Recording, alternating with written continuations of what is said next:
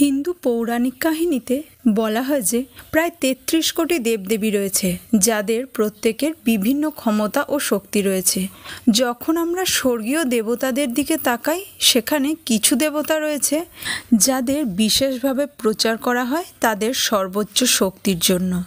এই ব্লগটি আপনাদেরকে হিন্দু সংস্কৃতির 10টি সবথেকে শক্তিশালী ঈশ্বর সম্পর্কে জানতে সাহায্য করবে। ভগবান শিব।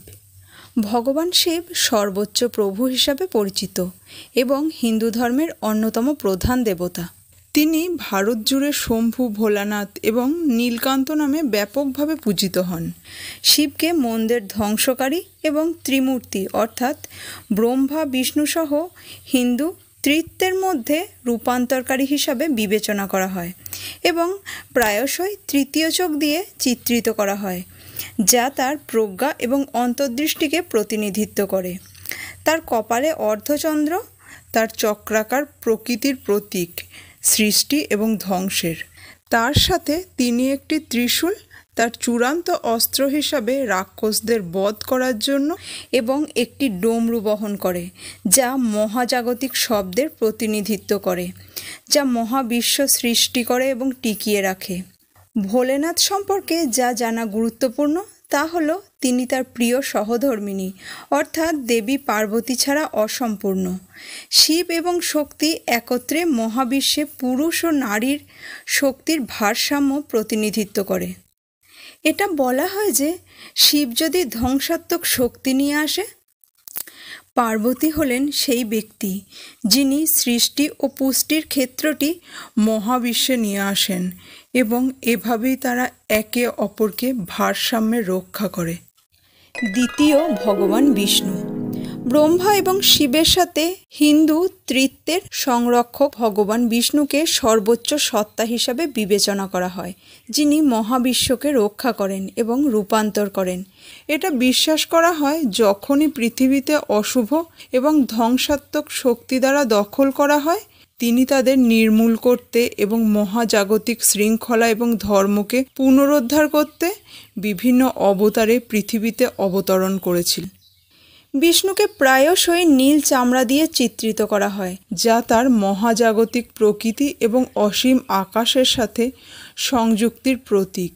তার 4টি বাহু রয়েছে, প্রতিটিতে একটি প্রতীকী বস্তু ধারণা করা হয়েছে, অর্থাৎ একটি চক্র যা মনের প্রতিনিধিত্ব করে, একটি শঙ্খ সৃষ্টির ধ্বনিকে প্রতিনিধিত্ব করে, একটি গদা যা মানসিক এবং শারীরিক শক্তির প্রতিনিধিত্ব করে এবং একটি পদ্মফুল যা পবিত্রতা এবং শ্রেষ্ঠত্বের প্রতিনিধিত্ব করে। বিষ্ণুকে প্রায়শই তার বাহন গরুড়ের সাথে চিত্রিত করা হয়। এটি একটি পৌরাণিক পাখির মতো প্রাণী। বিষ্ণুর স্ত্রী হলেন দেবী লক্ষ্মী, সম্পদ, সৌভাগ্য এবং সমৃদ্ধির দেবী। সংরক্ষণকারী হিসাবে বিষ্ণুর ভূমিকার মধ্যে রয়েছে মহাজাগতিক শৃঙ্খলা এবং ভারসাম্য বজায় রাখা, জীবন ও অস্তিত্বের ধারাবাহিকতা নিশ্চিত করা। তার অবতারগুলি ধার্মিকতাকে সমুন্নত রাখতে এবং ভক্তদের অশুভ শক্তি থেকে রক্ষা করার জন্য অস্তিত্বে এসেছিল। আজ তিনি সারা ভারতে এবং তার বাইরেও ব্যাপকভাবে উপাসনা পাচ্ছেন, সারা বিশ্ব জুড়ে তাকে উৎসর্গ করা মন্দিরগুলি সহ। তৃতীয়, ভগবান রাম। প্রভু রাম রামচন্দ্র এবং মর্যাদা পুরুষোত্তম রাম নামেও পরিচিত।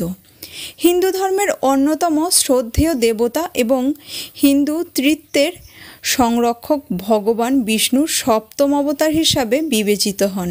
তিনি বিখ্যাত প্রাচীন ভারতীয় মহাকাব্য রামায়ণের একটি কেন্দ্রীয় ব্যক্তিত্ব, যা তার জীবন এবং দুঃসাহসিক ঘটনার বর্ণনা করে। ভগবান রাম বর্তমান ভারতের উত্তরপ্রদেশের একটি প্রাচীন শহর অযোধ্যায় রাজা দশরথ এবং রানী কৌশল্যার ঘরে জন্মগ্রহণ করেছিলেন।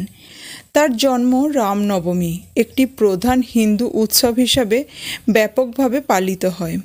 অল্প বয়স থেকেই রাম বীরত্ব, প্রজ্ঞা এবং করুণার ব্যতিক্রমী গুণাবলীর প্রদর্শন করেছিলেন। চারপাশের সকলের ভালোবাসা এবং প্রশংসা অর্জন করেছিলেন। ভগবান রামের জীবনের সব থেকে উল্লেখযোগ্য ঘটনাগুলির মধ্যে একটি হলো তার স্ত্রী সীতা এবং তার অনুগত ভাই লক্ষ্মণ। লক্ষ্মণ তার সৎ মা কৈকেয়ীকে তার পিতার প্রতিশ্রুতি অনুসারে বনে নির্বাসনে যান। নির্বাসনের সময় রাম বিভিন্ন ঋষি এবং রাক্ষসদের সাথে দেখা করেছিলেন, যার কাহিনী রামায়ণে ব্যাখ্যায়িত আছে। অযোধ্যায় ভগবান রামের রাজত্ব অর্থাৎ রামরাজ্যকে প্রায়শই আদর্শ শাসন হিসাবে চিহ্নিত করা হয়, যা সুশাসনের সত্য উদাহরণ সামনে রেখেছিল এবং প্রায়শই একটি আদর্শ সমাজের উদাহরণ হিসাবে উল্লেখ করা হয়। রামায়ণে তার জীবন এবং শিক্ষাগুলি হিন্দুদের জন্য একটি নৈতিক নির্দেশিকা হিসাবে কাজ করে, কর্তব্য, সম্মান এবং ধার্মিকতার গুরুত্বের ওপর জোর দেয়। চতুর্থ, ভগবান কৃষ্ণ। ভগবান কৃষ্ণকে হিন্দু ধর্মের সবচেয়ে প্রিয় দেবতা হিসাবে বিবেচনা করা হয় এবং তিনি তার গভীর শিক্ষার জন্য জনপ্রিয়। কৃষ্ণের জন্ম দ্বাপর যুগে, মহাজাগতিক সময়ের তৃতীয় যুগ। মথুরা শহরে রানী দেবকী এবং রাজা বসুদেবের কাছে তার জন্ম। তার মামা রাজা কংসের অত্যাচার অবসানের জন্য ভবিষ্যৎবাণী করা হয়েছিল, যিনি ছিলেন দেবকীর ভাই। কংসের ক্রোধ থেকে তাকে রক্ষা করার জন্য কৃষ্ণকে গোপনে গোকুল গ্রামে পাঠানো হয়েছিল, যেখানে তিনি তার পালক পিতামাতা যশোদা এবং নন্দরাজের দ্বারা লালিত পালিত হয়েছিলেন।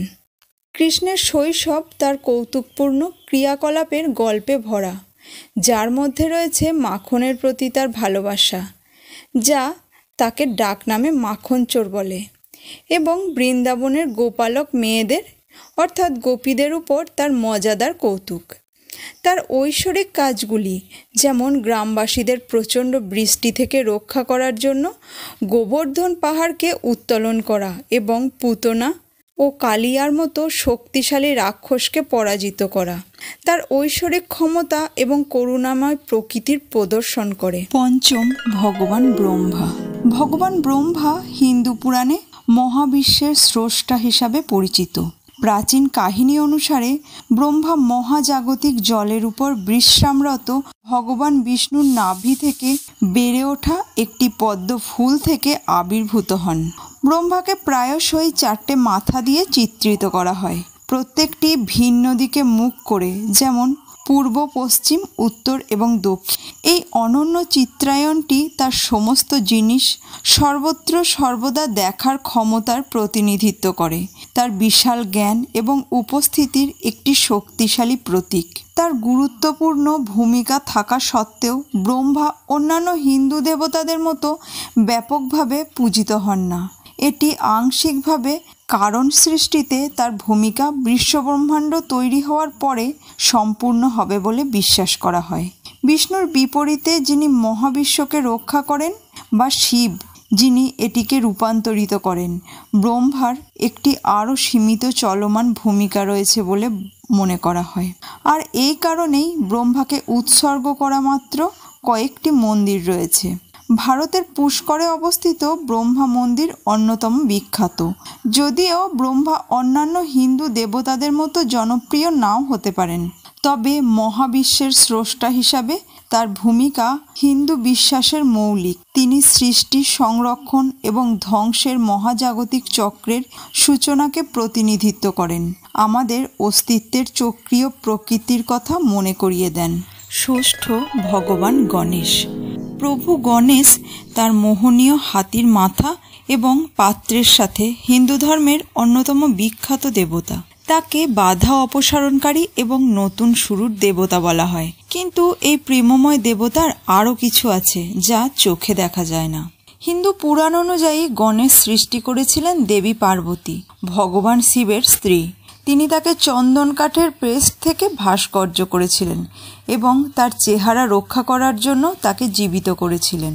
একটি সূক্ষ্ম দিনে যখন শিব তার গভীর ধ্যানযাত্রার পর হিমালয় থেকে ফিরে এসেছিলেন, গণেশ তাকে প্রবেশ করতে অস্বীকার করেছিলেন, যার কারণে একটি লড়াই শুরু হয়েছিল, যার ফলস্বরূপ শিব গণেশের মাথা কেটে হত্যা করেছিলেন।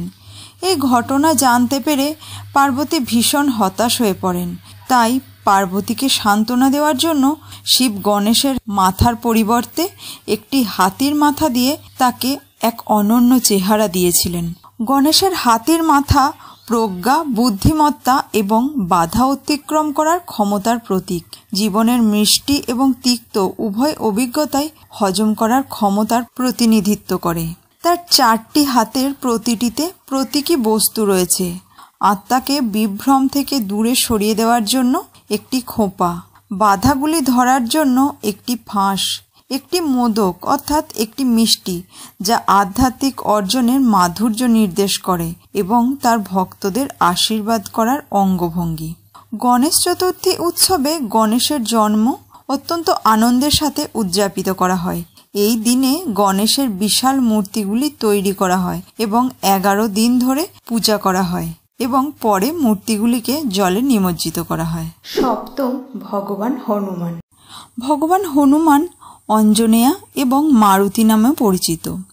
ভারতীয় মহাকাব্য রামায়ণের কেন্দ্রীয় চরিত্র এবং ভগবান রামের প্রতি তার অটল ভক্তির জন্য পরিচিত। তাকে একটি শক্তিশালী এবং পেশিবহুল শরীরের সাথে একটি বানর মুখের দেবতা হিসাবে চিত্রিত করা হয়েছে, যা শক্তি, সাহস এবং আনুগত্যের প্রতীক।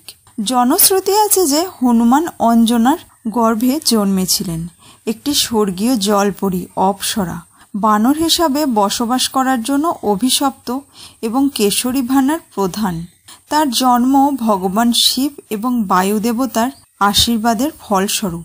ভগবান রামের প্রতি হনুমানের ভক্তি, কিংবদন্তি এবং মহাকাব্য রামায়ণে এটি সর্ববৃহত্তমভাবে উপস্থাপন করা হয়েছে, যেখানে তিনি রামের স্ত্রী সীতাকে রাবণের হাত থেকে উদ্ধার করে গুরুত্বপূর্ণ ভূমিকা পালন করেন।